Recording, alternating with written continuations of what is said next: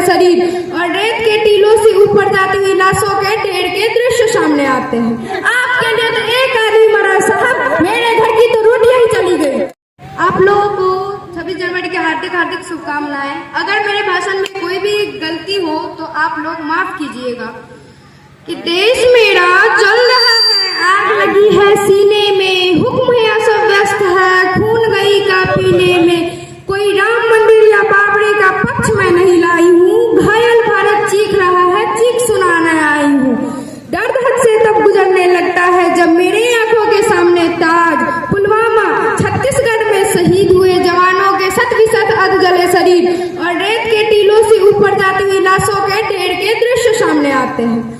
इस पर हमारे प्रतिपक्षी महोदय का कहना ये कि मानवाधिकारों की अनुपालना करते हुए देश से उग्रवाद और आतंकवाद को समाप्त कर सकते हैं। महोदय, अब तो हमारे देश का तिरंगा झंडा भी ये कहने लगा है कि भारत आजकल फहराने से ज्यादा मैं कफन में दफनाने के क्यों काम आ रहा हूँ। महोदय, हृदय तो उस दिन फट गया जिस दिन बूढ़ी माँ अपने बेटे के चित्रों को देखकर ये कहती है कि साहब आप तो भर्ती में 1 इंच कम नहीं लेते, मैं आधा शरीर कैसे ले लूं। महोदय, आज इन आतंकवादियों की बगलों की आकाओं की नाक फनी हंसती है और हमारे शहीद हुए जवानों की आंगन की तुलसी रोती है।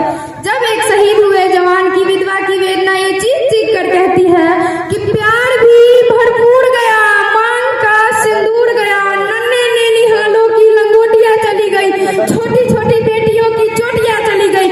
आपके लिए तो एक आदमी मरा साहब, मेरे घर की तो रोटियां ही चली गई। क्योंकि एक फूल को सिंगार दो ये मुमकिन नहीं और एक वीर को झनकार दो ये मुमकिन नहीं, जो हाथ बांधे सेना के वो मानवाधिकार का पालन संभव नहीं। महोदय, आज भी हमारे देश के वीर जवान डरते हैं इन आतंकवादियों और इन पत्थरबाजों से कि उनकी राइफल से निकलने वाली गोली किसी टारगेट को हिट ना भी करे तो 400 मीटर तक जाएगी। महोदय, अगर इस बीच किसी निर्दोष व्यक्ति को लग गई तो महोदय उनको उनकी नौकरी से हाथ तक धोना पड़ सकता है। इसलिए हमारे देश के वीर जवान आज ये सोचते हैं कि सांप मरे या ना मरे, लाठी नहीं टूटनी चाहिए, क्योंकि हमारे देश के हालात ही कुछ ऐसे हो गए हैं कि चिरागों को हवाओं में उछाला जा रहा है, हवाओं में विरोध डाला जा रहा है और वही तो है बुनियाद अंतरिक्ष सुरक्षा की और उन्हें नौकरी से निकाला जा रहा है। महोदय, जब पुलवामा में 44 जवान और छत्तीसगढ़ में 76 जवान शहीद हुए तो कोई भी उन लोगों के साथ दुहाइयां देने वाला नहीं हुआ। और जब JNU विश्वविद्यालय में ये कहा गया कि भारत तेरे टुकड़े होंगे अफजल अभी जिंदा है तो सारे के सारे खड़े हो गए मानवाधिकारों की दुहाइयां देने वाले। इसीलिए तो क्या कहा था उस देशद्रोही ने, तुम एक अफजल को मारोगे हर घर से अफजल निकलेगा।